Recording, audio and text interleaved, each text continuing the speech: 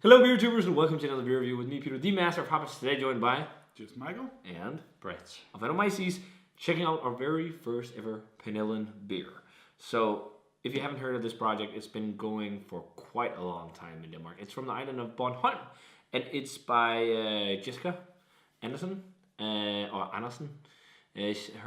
She has been in the beer industry for a while. I think she was a brewery in Australia originally. And she is married to Christian Skårdal Andersen, who is famous for having beer here. And he did contract brewing for a long time. Actually, he contract brewed at Circles for a very long time where I work.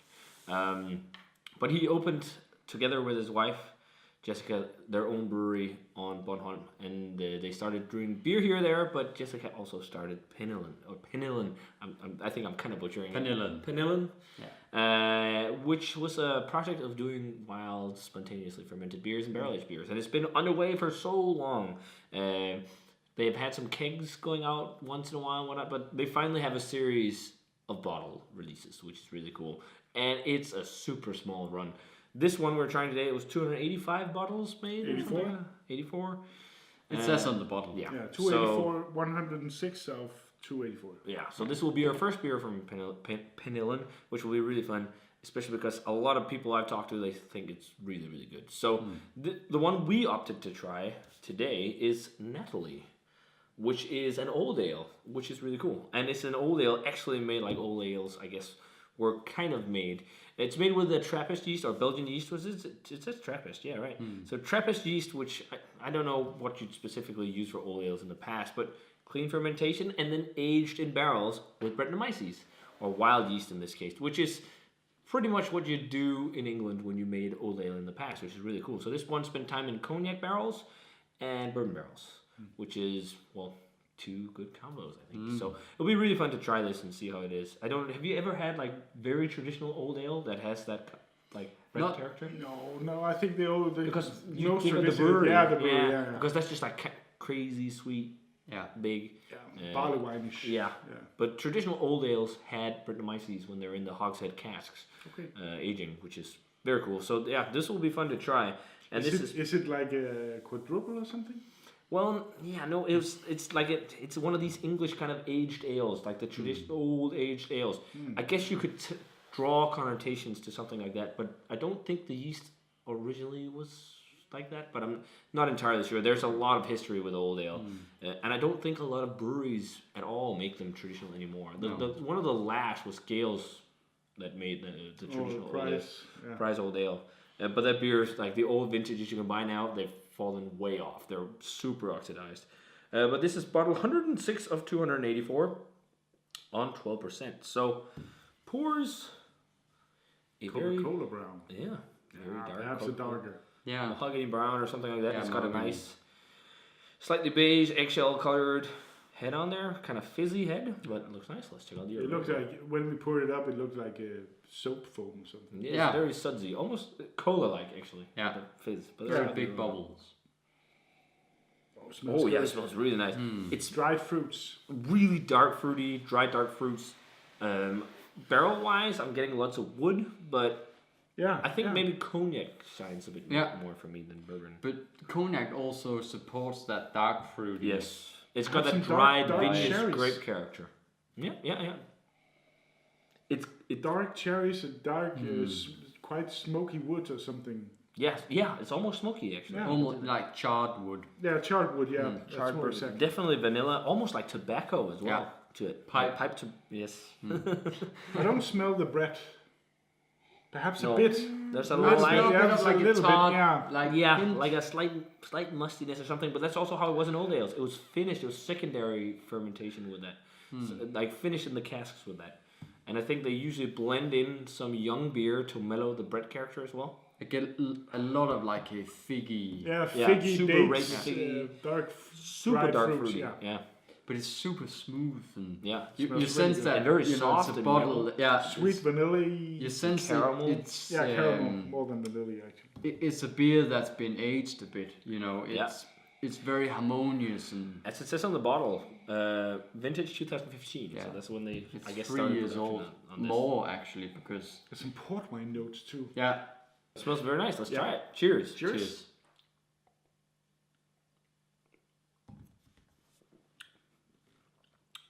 Oh, that's really nice. Really balanced.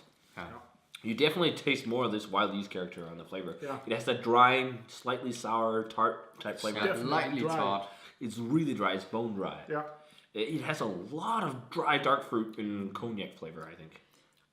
It really reminds me of dry dark fruits, like all kinds of dry dark fruits. And you Dark sense too. malty aftertaste. Yeah, and you definitely sense it's made with a Trappist yeast, or like just Belgian yeast, because it has first of all it's huge effervescence, and it has some of those kind of like candy dark fruit flavors, kind of like some of the fruity esters you associate with Belgian beers. Yeah. It reminds me a bit of a carbonation. carbonation. I know it's how it's supposed to be, but it's a little bit too much for me. It's quite aggressive, yeah.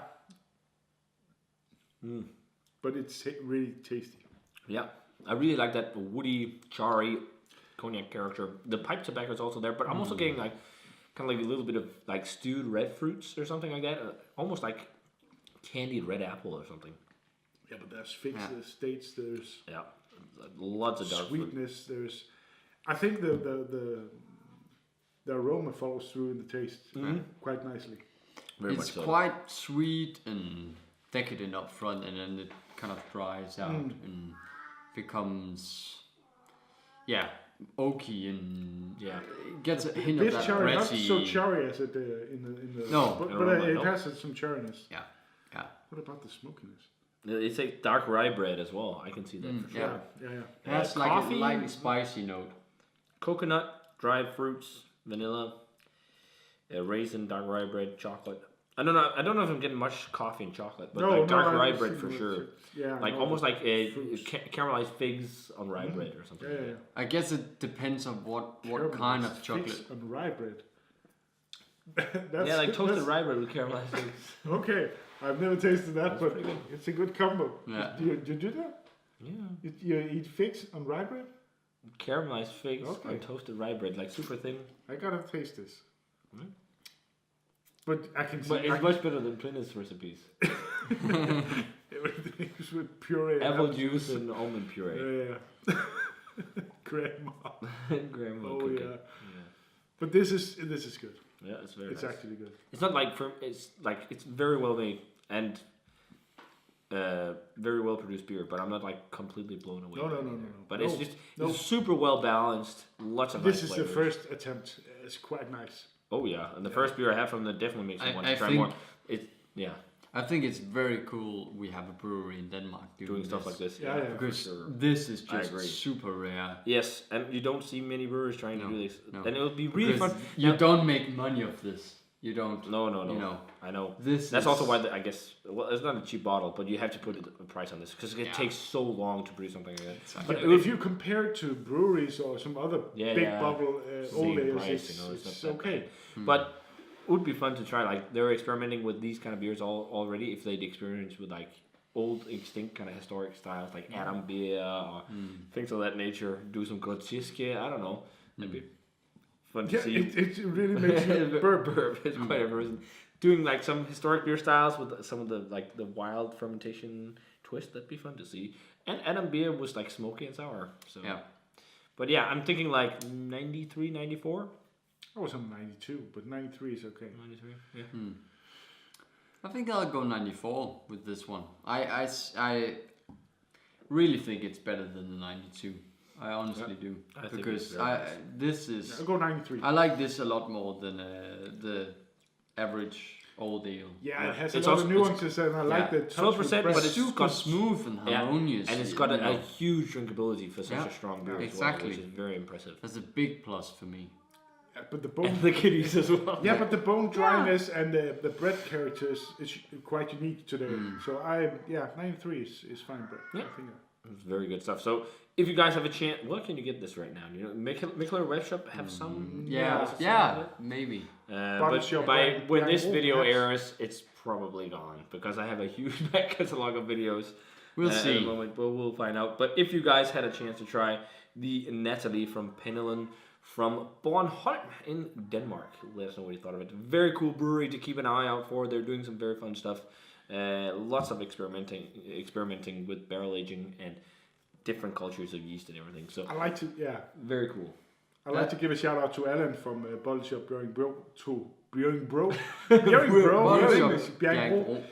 for supporting this one and putting it aside for me. I don't know if he has any more of these, but probably not. It's a shop worth visiting. Yeah, absolutely. Yeah. So check out Penyllan if you can.